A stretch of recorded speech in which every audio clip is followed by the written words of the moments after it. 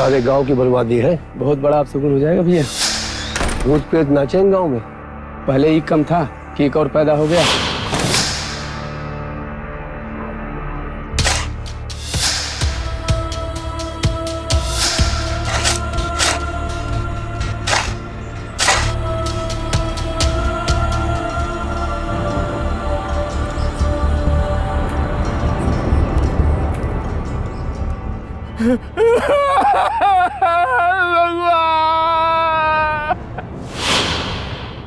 एक कहावत है कि गड़े मुर्दे नहीं उखाड़ने चाहिए, लेकिन अगर सच में ऐसा हो कि किसी इंसान की लाश को जमीन से बाहर निकालना पड़े तो शायद उसके साथ कोई बड़ा राज दफन हुआ होगा।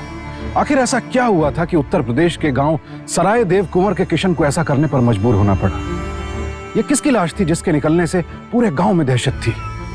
कौन थी ये लड़की और क्या हुआ था उसके साथ? यह सब जानने के लिए हमें थोड़ा पीछे जाना होगा, समय की सुई को वापस घुमाना होगा।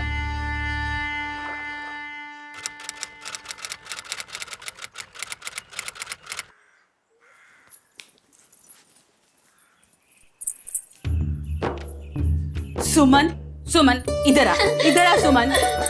अरे कहाँ लिए जा रही है? खो जाएगी बिटिया। नहीं खोएगी अम्मा, हम इसे संभाल के रखेंगे। क्या संभाल के रखेंगे? अरे तेरे शादी में देने के लिए चाहिए हमारे पास। इतना सा नहीं चलने वाला, पूरा बक्सा देना पड़ेगा। पूरा बक्सा? तू तो बहुत बड़ी हो गई ना। रुक जा, मैं पानी लाती हूँ।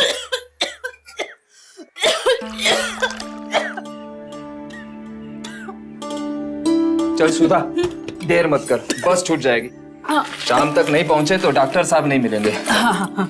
देख सुमन, दोनों जन बराबर से रहियो और घर का पूरी तरह से ध्यान रखना। हाँ जी अम्मा। गोपी, सुन, गैया को 2 वक्त का चारा दे दियो। हाँ? और घर से अकेले बेवक्त ना निकलियो। जी अम्मा। समझ गई ना बिटिया? हाँ, सब समझ गई वो। अरे 2 दिनों में तो वापस आना है और सतपाल है ना। सुन बिटिया, किसी भी चीज की जरूरत पड़े तो सतपाल चाचा से कह देना, ठीक है? जी बापू। अब चलेगी भी? हाँ चल। पाजे उतार दे बिटिया। हे भगवान। इंसान गरीब हो या अमीर, उसका परिवार उसकी सबसे बड़ी पूंजी होता है। हर इंसान यही चाहता है कि उसका परिवार हमेशा सुखी और खुशहाल रहे। उसके किसी सदस्य पर कभी आंच भी आए तो वो उसके लिए कुछ भी करने को तैयार हो जाता है। ये कहानी है उत्तर प्रदेश के एक छोटे से गांव में रहने वाले एक गरीब परिवार की। 10वीं कक्षा में पढ़ने वाली सुमन अपने माता पिता और छोटे भाई के साथ रहती थी। भरपेट खाना भले ही नसीब ना होता हो, लेकिन परिवार में आपसी प्रेम और सुकून जरूर था। एक दिन सुमन के पिता को उसकी बीमार मां के इलाज के लिए उसे शहर लेकर जाना पड़ा। ऐसे में किशन अपने बच्चों को पड़ोसियों के भरोसे छोड़कर जाने के लिए मजबूर थे। ये ऐसा नहीं बनाते। ऐसा ही बनाते हैं। अरे ऐसा नहीं बनाते हैं। ऐसा ही बनाते हैं। तो अपना काम कर। मैं अपना अरे सुमनिया! अरे सतपाल सुमनिया रे! अरे बिटिया, तोरे बाबू को फोन आ रहा, भगेड़ दुकान पे। 10 मिनट फिर आए, जल्दी चल। चल, बाबू का फोन है।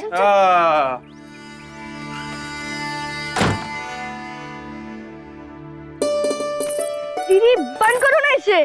क्यों? तुझे अच्छा नहीं लगता? नहीं लगता। मुझे तो लगता है। तो मैं क्या करूं? तू रुक, अम्मा को आने दे। मैं उनको बता दूंगा कि तूने पाजे वापस नहीं रखे। बता दीजिए। मैं भी बता दूंगी कि कल रात तूने दूध नहीं पिया। दूध? छी! हाँ, ये वाला मार। ये वाला नहीं लगने वाला है। नहीं लगेगा। देख, नहीं लगेगा। ए देख। चारू अंकल बचा। चल बेईमानी है। ये गलत बात है। एक गलत बात है। लगाने से किलो बंद लगेगा। देख, मैं भी दोबारा चलता हूँ। गलत बात है। चल। अरे 2 दिन क्या कहते बापू, आज 3रा दिन हो गया। बिटिया, रोज रोज तो नहीं आ सकते ना। तेरी अम्मा का इलाज खत्म होते ही तुरंत वापस आ जाएंगे। अच्छा ये बता, गोपी कैसा है? बहुत परेशान करता है। नहीं बापू, मैं कुछ परेशान नहीं करता। बापू, मैंने ना सारे खिलौनों पे रंग फेर दिए और आधे तो सूख भी गए।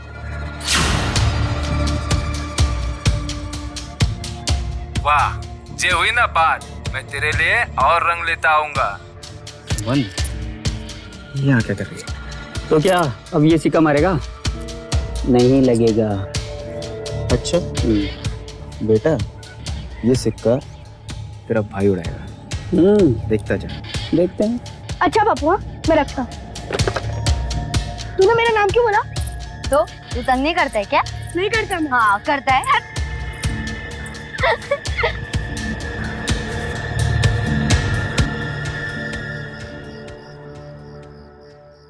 दीदी ये देखो, अच्छा है ना?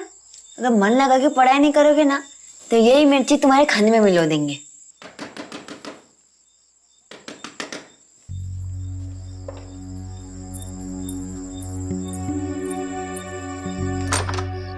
फोन आया तुम्हारे बापू का भगेड़ू की दुकान पे। 5-10 मिनट में फिर करेंगे, चलते हैं। सुबह ही तो बात हुई थी, कहीं अम्मा की तबीयत। सुन गोपी, तू पढ़ाई कर, हम 5 मिनट में आ रहे हैं।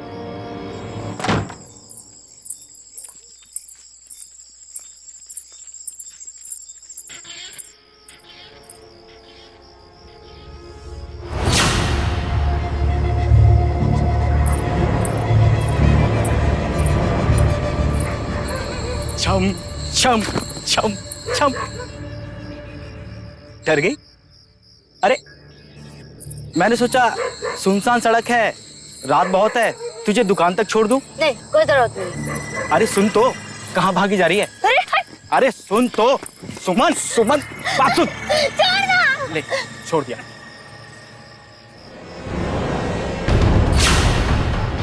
चल चल।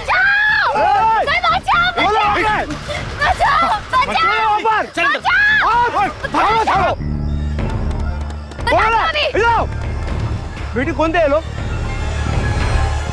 सुमन मदन और उसके साथियों की इस घिनौनी हरकत का शिकार होते होते बची। पड़ोसी गांव के ये लोग उसके लिए फरिश्तों से कम नहीं थे। उन्होंने उसे उसी वक्त सरपंच के पास चलने की सलाह दी। जबान खींच लेंगे तो आई, अगर मुंह खोला तो।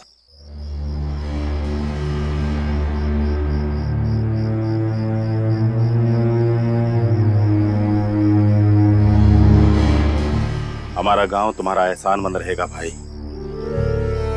जो आप लोग ऐन टाइम पर पहुंच गए। तुमने हमारी बिटिया की इज्जत बचाई है। इन लड़कों के साथ अब क्या करना है ये हम देखेंगे। आप लोग जाओ, रास्ता लंबा है और रात भी बहुत हो गई है। जाओ। और हाँ, इतना उपकार और करना कि बिटिया का नाम कहीं उछले नहीं।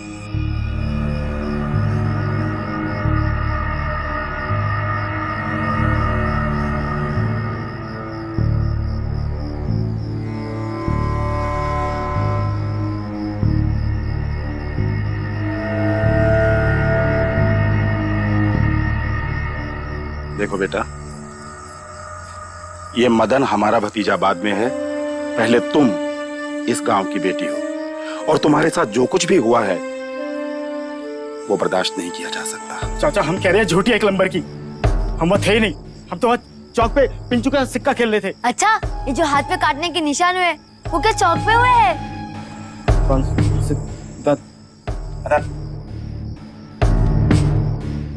हाथ दिखा। चाचा हाथ दिखा।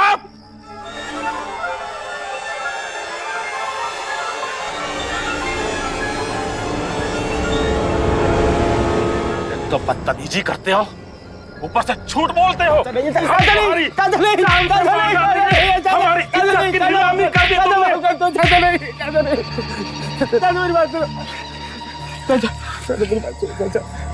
अगर माफी मांगनी है तो सुमन बिटिया से मांगो, जिसके साथ तुमने बदसलूकी किया। सबके सब माफी मांगो, पांव छूकर। माफ कर दो, हमें माफ कर दो, हमें माफ कर दो। चल तू ही माफी मांग। चाचा हमें चाचा माफ कर दो। चल मांग रहे माफी मांग। चल मांग रहे माफी। पांव छूकर।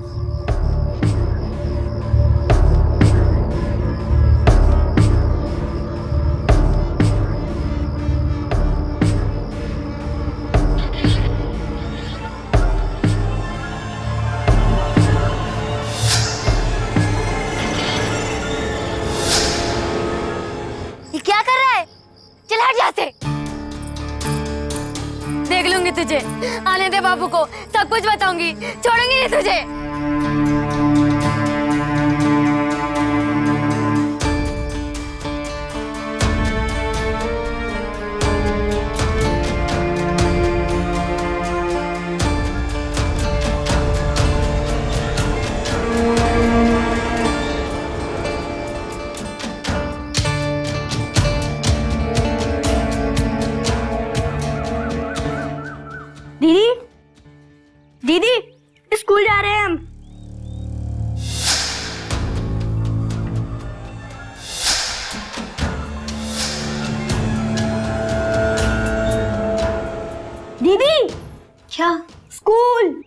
अच्छा हाँ स्कूल, चल मैं तुझे छोड़ देती हूँ। सुन, मैं वहां से पड़ोस के गांव हीरा मामा के पास जा रही हूँ उनको लेने। काहे? घर में ना अकेला रहना ठीक ना है। काहे? जे मदन और उनके दोस्त है ना, उनकी नजर ठीक ना है। काहे? काहे काहे करते रहेगा? स्कूल नहीं जाना? ताला तो मान ले। चल। दीदी सुन ना। दीदी तो सुन रही है नहीं? अरे हाँ ना बाबा। पता है हमारे स्कूल में ना एक नया मास्टर है। पता है उसका नाम क्या है? क्या है? फौलाद सिंह। अब तू भी बता, ऐसा कोई भला नाम होता है क्या? मैं क्या करूंगी उसके नाम का? तो अचार डाल दे। नहीं नहीं डालना मुझे। क्यों नहीं डालना? अरे चुप बैठना गोपी। अच्छा ठीक है दीदी, मैं ना स्कूल जा रहा हूँ। अरे सुन, क्या है? जरा संभल के जाना। हाँ। इस घटना ने सुमन को अंदर तक हिला दिया था और अब माँ बाप की गैर मौजूदगी में घर में अकेले रहना उसे सुरक्षित नहीं लग रहा था। ऐसे में पड़ोस के गांव में अपने मामा की मदद लेना ही उसे उचित कदम लगा और वो अकेली ही उनके गांव की तरफ निकल पड़ी।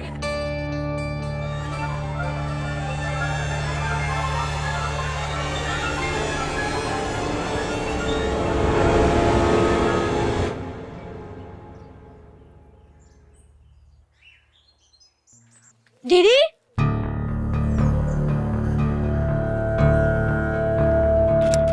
दीदी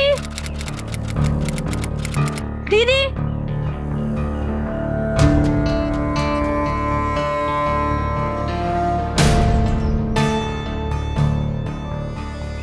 दीदी कहाँ गई? पिटक नहीं है दीदी।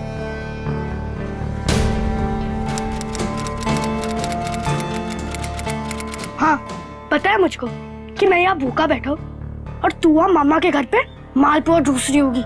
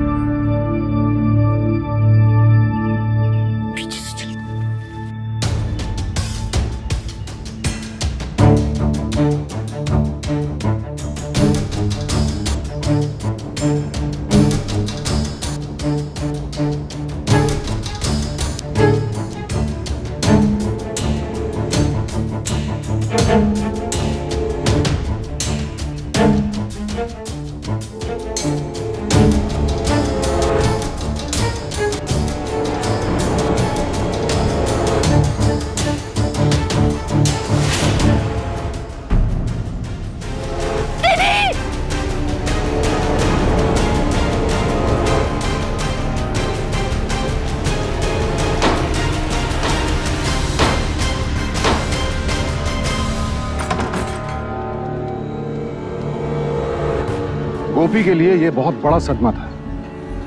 अपनी बहन की लाश को इस तरह अपने सामने देखकर उसके बालक मन पर क्या गुजरी होगी, इसकी मैं और आप तो कल्पना भी नहीं कर सकते। सुमन की मौत ने पूरे गांव को हिलाकर रख दिया। जो सुनता वो हैरान रह जाता कि कल तक अपने गांव को खिलखिलाती हंसी से भर देने वाली सुमन के साथ ऐसा क्या हो गया कि उसने खुद को हमेशा के लिए खामोश कर दिया। अब सबको ये फिक्र सता रही थी कि सुमन के माँ बाप की गैर मौजूदगी में उसकी अंतिम विधि कौन करेगा। ये क्या कर लिया इस लड़की ने? ये भी नहीं सोचा मोहिनी के माँ बाप पे क्या बीतेगी। अब क्या कहें, अब तो ये भी नहीं पता कि इसके माँ बाप कब आएंगे। कुंवारी लड़की थी बेचारी, तड़प तड़प के मर गई। अब जल्दी इसका क्रियाक्रम नहीं किया गया ना तो पूरे गांव भर में प्रेत आत्मा बनकर भटकेगी। अब आप ही बताएं सरपंच जी, अब क्या करें इसका? हम क्या कहें भाई, माँ बाप की गैर हाजिरी में हम क्या कर सकते हैं। पर ऐसे मौके पर तो आप ही इसके माँ बाप हो, आप जो कहे वही सही। हाँ हाँ आप जो कहे।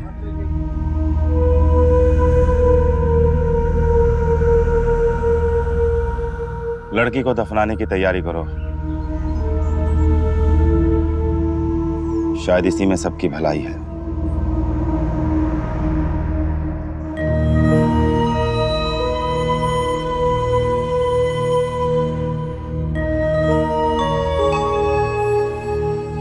गोपी, अरे क्या हुआ? दीदी ने डांट दिया क्या? अम्मा। अच्छा रो मत, मैं उसे डांट देता हूँ। देख मैं तेरे लिए क्या लाया हूँ, नए रंग। तुझे जब चाहिए थे ना। अच्छा बता सुमन कहाँ है? अच्छा अभी सुमन को डांट देता हूँ। सुमन, ओ सुमन। सतपाल कहाँ है सुमन? आ गए हम लोग। सुमन, ओ सुमन। किशन,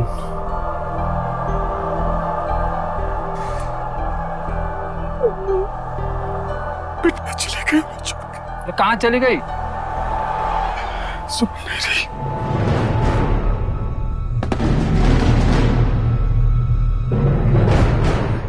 सुमन,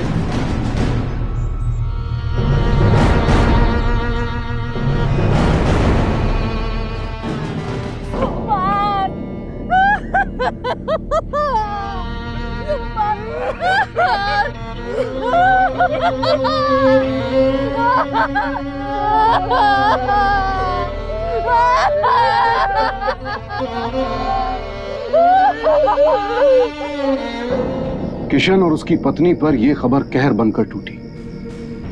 उन्हें तो यकीन ही नहीं हो रहा था कि जिस बेटी के लिए वो शहनाई के सपने देख रहे थे, उसकी आवाज इस दर्दनाक ढंग से हमेशा के लिए खो जाएगी। जिसे वो कल हंसता खेलता छोड़कर गए थे, वो उनके आने से पहले ही दफना दी जाएगी। गांव इसे आत्महत्या कह रहा था, लेकिन किशन का मन ये मानने को तैयार नहीं था। वो सच जानना चाहता था। गोपी बेटा, थोड़ा खा ले बेटा, खा ले।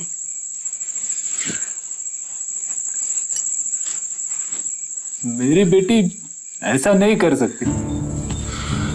किशन, हमने वो की लाश को ही पक्के से लटकते खुद देखा है अपनी आंखों से। तुम्हारे ना मानने से ही सब बदल नहीं जाएगा भैया। कितनी खुश थी वो पाजे पहनकर। इतनी हंसती खिलती बच्ची ने अपनी जिंदगी खत्म कर दी। वो लोग अच्छे नहीं है बाप, बुरे हैं वो। कौन लोग बेटा? मदन और उसके दोस्त अच्छे नहीं है, ऐसा दीदी बोलती थी।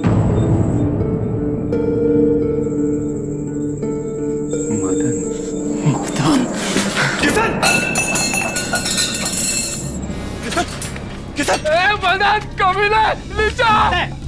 क्या बात है? क्यों चिल्ला रहा है? क्या क्या तूने मेरे बेटे के साथ? मैंने कुछ नहीं किया तेरे बेटी के साथ। अरे कुछ नहीं किया, क्या क्यों मारा उसे तूने? मैंने किसी को नहीं मारा। और आगे वापस चलते। अरे क्यों वापस चला? इसने मारा मेरे बेटी को।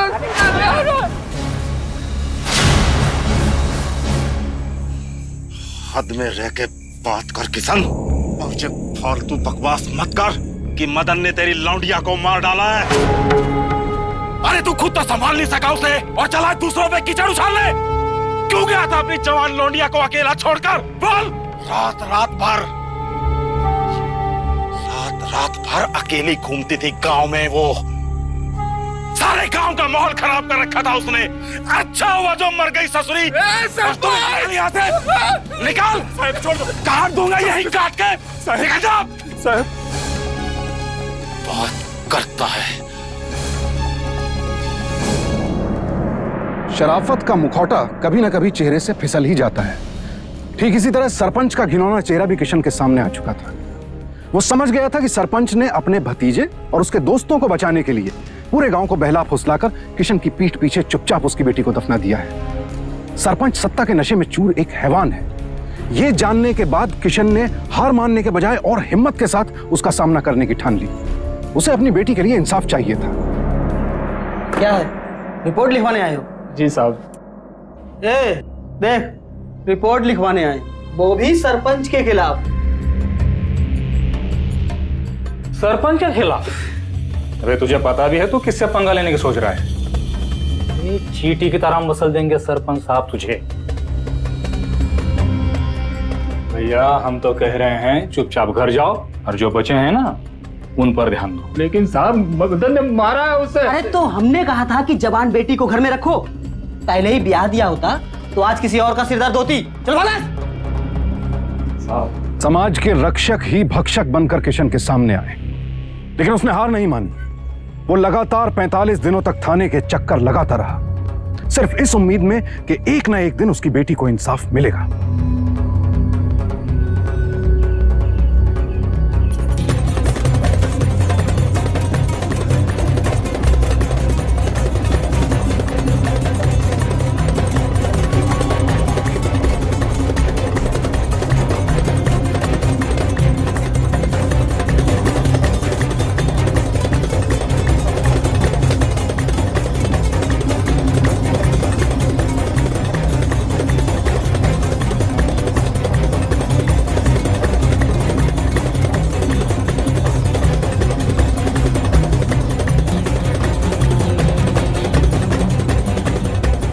मैं लड़ूंगा सुमन बेटा, तुम्हें न्याय दिलवा के रहूंगा।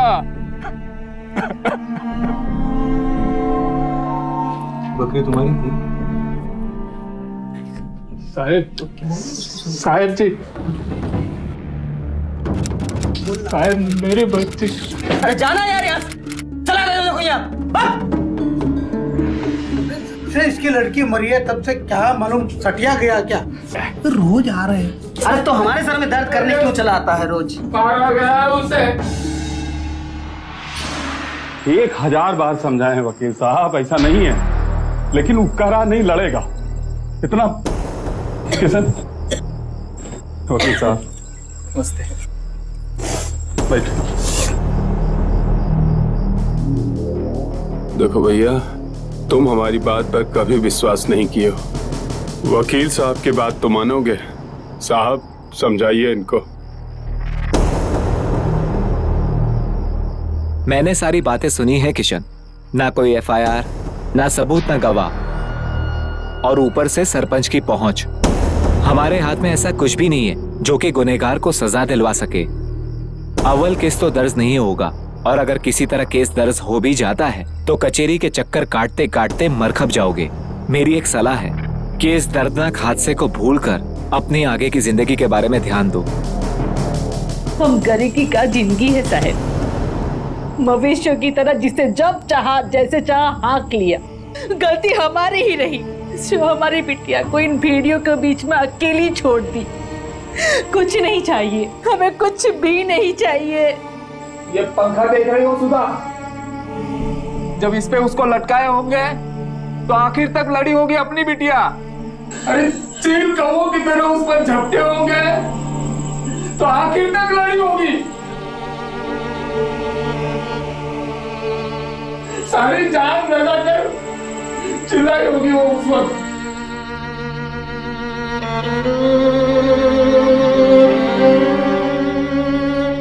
आखिर तक उन वैश्यों का सामना किया होगा उसने। अरे क्या है ऐसा जो हमें रोक रहा है? हम क्यों हार मान ले?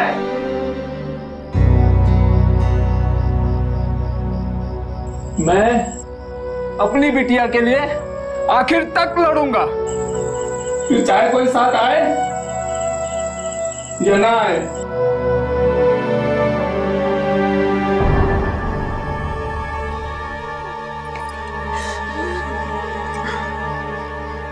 ठीक है किशन, जब आपने लड़ने का फैसला कर ही लिया है तो फिर एक ही उम्मीद है, भारती जी।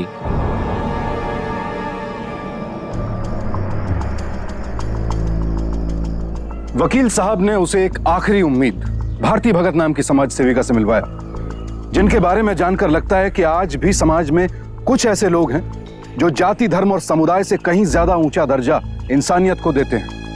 भारती जी ने अपनी संस्था भगत सेवा समिति के कार्यकर्ताओं और सुमन की मां को लेकर डीएम के ऑफिस का घेराव किया। न्याय चाहिए! न्याय चाहिए! न्याय चाहिए! न्याय चाहिए! न्याय चाहिए! न्याय चाहिए! न्याय चाहिए! न्याय चाहिए!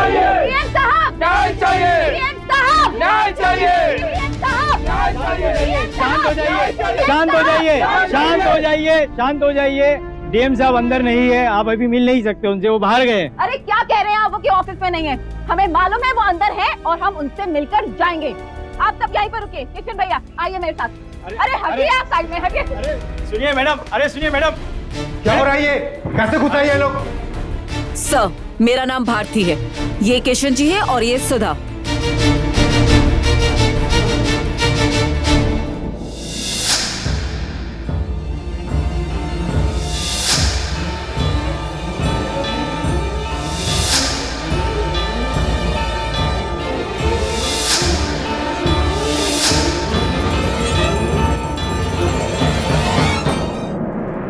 ये आपको ऐसा क्यों लगता है कि आत्महत्या का केस नहीं है? आत्महत्या हुई है साहब, तो उसके मरने के बाद घर के बाहर से ताला किसने लगाया? सोचिए। ठीक है, अपने नजदीकी पुलिस स्टेशन पे जाओ और वहां जाकर एफआईआर दर्ज कराओ। लेकिन सर इनको एक लेटर टाइप करके दे दो इनके हाथ में, और मुझे उम्मीद है कि ये जल्द से जल्द काम होगा और पुलिस चौकी में फोन करो। मैडम जी, एफआईआर से इंसाफ तक का सफर बड़ा लंबा है।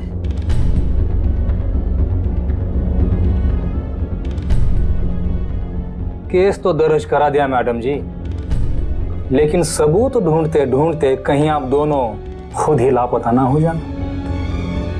सर जी, आपने अपना काम कर दिया ना, अब हम अपना काम करेंगे। चलिए किशन जी।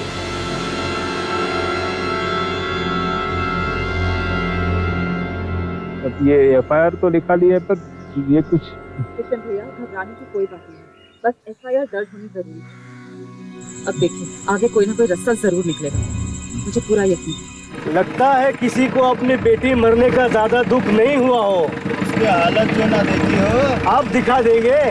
बीबी बच्चा जो है ना, क्यों किशन, है ना? हम एक हारी हुई लड़ाई लड़ रहे हैं मैडम जी। अब तो ऐसा लगता है कि हम भी उसी कब्र में जाके दफन हो जाए जहां गांव वालों ने हमारी बिटिया को दफनाया है। क्या सुमन को दफनाया गया था? हाँ, कुंवारी लड़कियों का दाह संस्कार नहीं किया जाता। हमें सुमन के शव को बाहर निकालना होगा।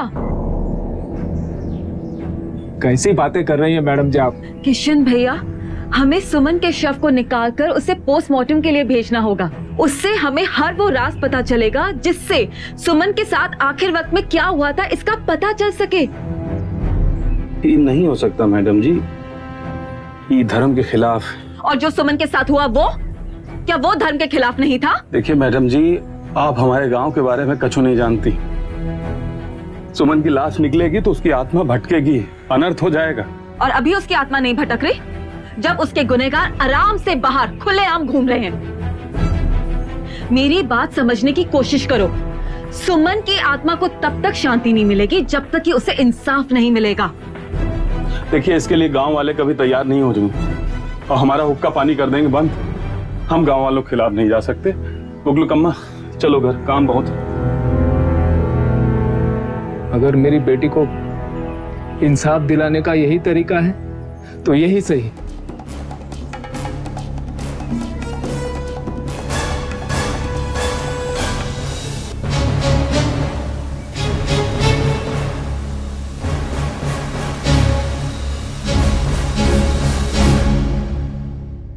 अरे मैडम, फिर आ गए? अब क्या है? मैजिस्ट्रेट साहब का लेटर।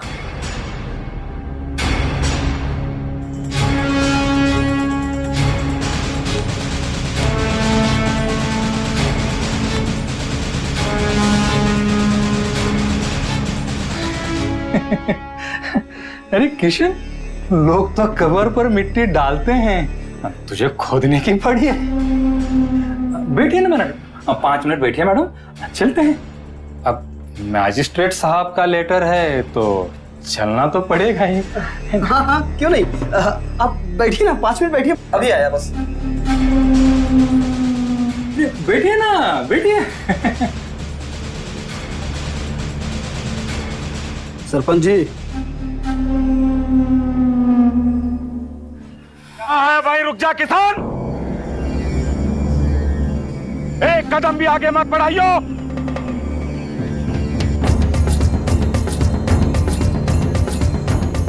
तू क्या समझता है रे?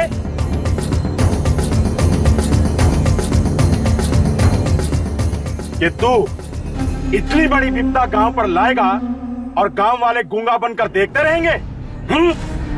बेटी है मेरी। अरे तेरी लौंडिया जीते जी तो गांव के लौंडों को खराब करती रही और अब मरने के बाद भी इसके मुंह से पीछा नहीं छूट रहा है। ये हम कभी नहीं होने देंगे। लाशें बिछ जाएंगी किसान, और कमल नहीं खोदने देंगे। इस गांव के ऊपर भूत प्रेत की छाया हम नहीं पड़ने देंगे। नहीं पड़ने देंगे, नहीं पड़ने देंगे, नहीं पड़ने देंगे। सुन लिया? अरे आप लोगों को समझ में नहीं आ रहा है क्या? ये सब सिर्फ आप लोगों को बहकाने की चाल है और कुछ नहीं। और सरपंच जी, ये सब तो आपका किया धरा है ना, ताकि इस लाचार बाप को न्याय ना मिले, इस लड़की को न्याय ना मिले। लेकिन इनको न्याय मिलेगा और वो मैं दिलाऊंगी। ये लो, उल्टा चोर कोतवाल को डांटे। अरे इसको उल्टी पट्टी पढ़ा रही हैं आप और इल्जाम मुझ पर।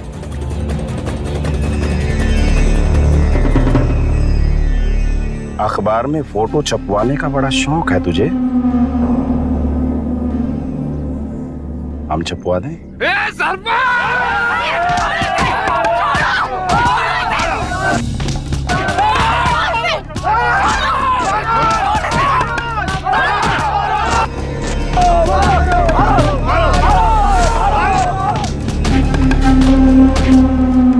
आपको ज्यादा चोट तो नहीं लगी मैडम? अरे मेरी छोड़ो किशन भैया, अब हमें सीधा डीएम के पास जाना पड़ेगा और उन्हीं को यहाँ लाना होगा।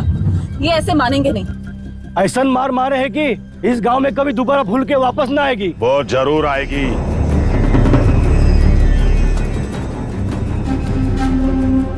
घायल शेरनी और जख्मी सांप पलट के वार जरूर करते हैं।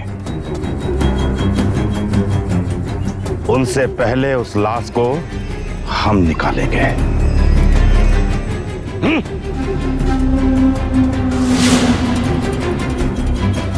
सर ये देखिए, सरपंच के आदमियों ने क्या हाल किया है। पूरी तरह से लाठियों से इसको भी मारा, मुझको भी मारा।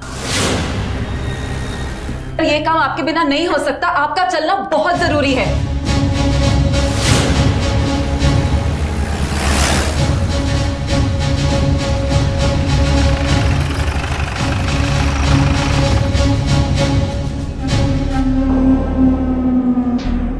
डीएम साहब, ये कहाँ अनर्थ कर रहे हैं आप? सारा गांव तबाह हो जाएगा।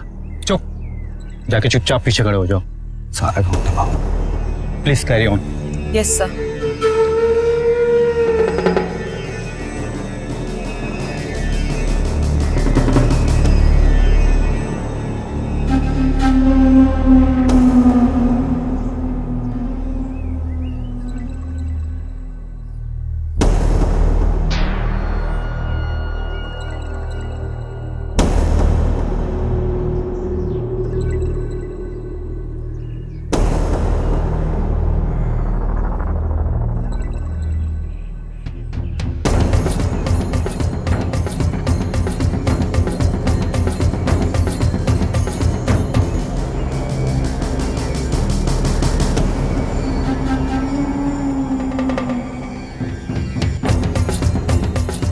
सारे गांव की बर्बादी है।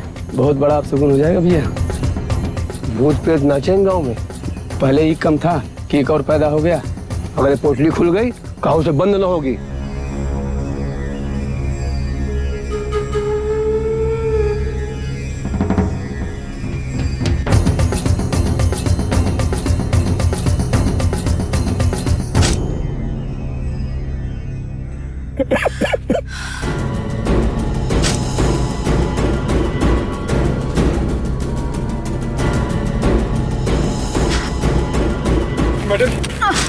मैडम जी, हम करेंगे।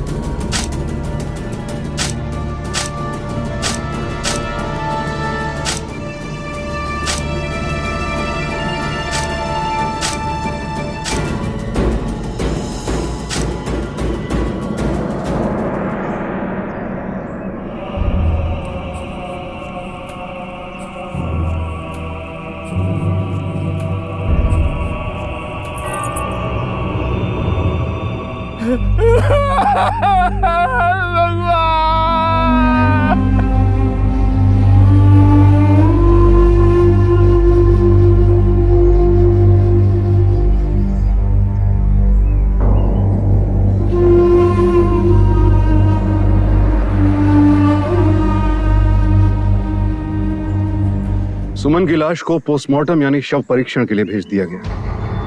पोस्टमार्टम की रिपोर्ट से जो सच सामने आया वो दहला देने वाला था।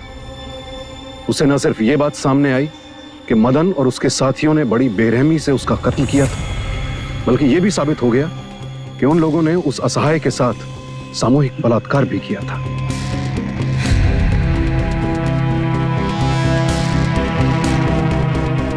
बदले के अलावा कुछ समझ में नहीं आ रहा था। इतने लोगन घर की औरतन के सामने हाथ जोड़ के माफी मांगे थे और वो लात मार के चली गई। मेरे यार दोस्त हंस रहे थे मुझ पे।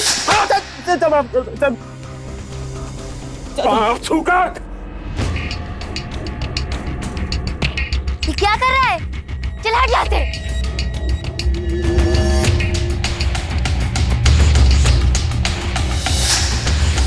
बस मैंने ठान ली कि ऊ के साथ अपना हिसाब बराबर करना।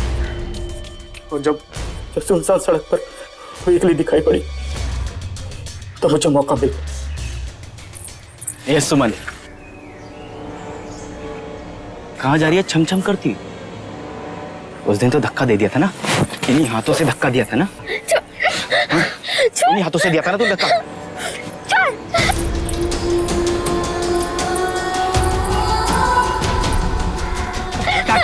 कार पकड़ चल।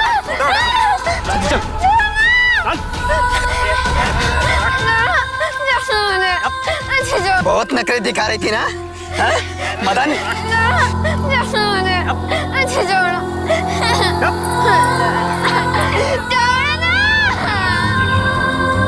अगर यहाँ से निकलने के बाद इसने किसी को कुछ बता दिया तो?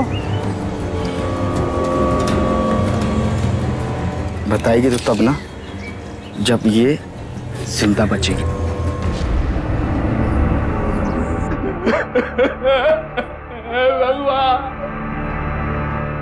और मैंने अपने दोस्तों के साथ उनका बैलगाड़ी पे टार के लाश देखे जा पे।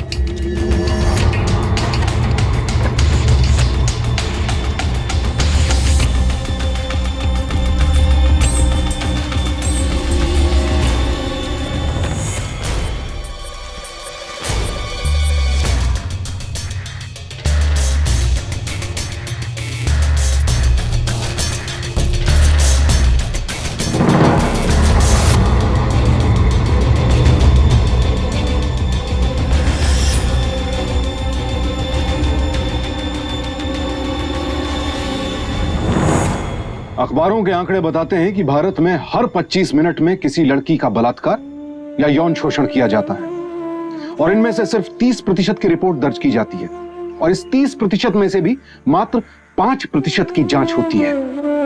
आइए मिलकर कोशिश करें कि ये हालात बदले, हमारी माएं, बहनें और बेटियां खुद को सुरक्षित महसूस करें। बदले की आग ने मदन और उसके साथियों को इस कदर अंधा कर दिया कि उन्होंने न सिर्फ एक मासूम लड़की के साथ बेरहमी से बलात्कार करके उसकी हत्या कर दी, बल्कि उसके परिवार को भी जीते जी मार डाला। इस घिनौने अपराध की आग में खुद उनकी अपनी जिंदगियां भी स्वाहा हो गईं। ये बात उन्हें बहुत बाद में समझ आएगी। किसी दूसरे को तबाह करने की आग अपने खुद के वजूद को भी जला डालती है। ये बात याद रखना बेहद जरूरी है।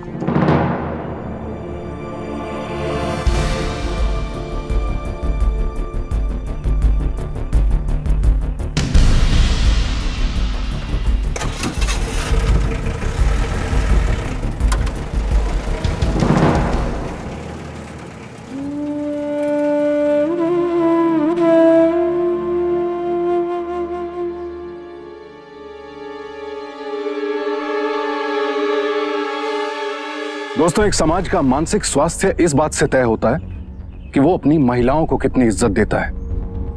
इस तरह के संगीन गुनाहों को चुपचाप सहन करके हमारा समाज भी इनमें अपना पूरा सहयोग देता है। हम अपनी बेटियों के लिए कायदे कानून बनाते हैं, उनके उठने बैठने, कपड़े पहनने से लेकर खाने पीने तक हर चीज पर नजर रखते हैं। काश के कुछ नियम हम अपने बेटों को सही शिक्षा और मर्यादा सिखाने के लिए बनाएं। अगर ऐसा हो तो सुमन जैसी कितनी ही मासूम जिंदगियां बच जाएं। और जब तक ऐसा नहीं होता तब तक किशन जैसे साहसी और जुझारू पिताओं को अपनी बेटियों की सुरक्षा के लिए खुद ही लड़ना पड़ेगा। यह कहानी थी एक निडर पिता के फौलादी हौसलों की, जिसने अपनी सामाजिक और आर्थिक परिस्थिति से हार नहीं मानी और एक लंबी जद्दोजहद के बाद अपनी असहाय बेटी के कातिलों को सजा दिलवाई। यह कहानी थी भारती जी जैसे प्रतिबद्ध और जागरूक समाज सेवियों की, जो इंसानी हक की लड़ाई में कभी पीछे नहीं हटते और गरीब के चेहरे पर स्वाभिमान की एक झलक देखने के लिए अपना सब कुछ दांव पर लगा देते हैं। यह कहानी थी संघर्ष की, अन्याय के खिलाफ जीत की। लेकिन सावधान, समाज के खलनायक आपके आसपास भी हो सकते हैं और सिर्फ आपकी हिम्मत आपको उनके खतरनाक इरादों से बचा सकती है। इसी के साथ मैं सुशांत सिंह आपसे विदा लेता हूं। जल्दी आपसे फिर मुलाकात होगी जुर्म और जीत की एक और ऐसी सत्य घटना के साथ। सावधान इंडिया, इंडिया फाइट्स बैक।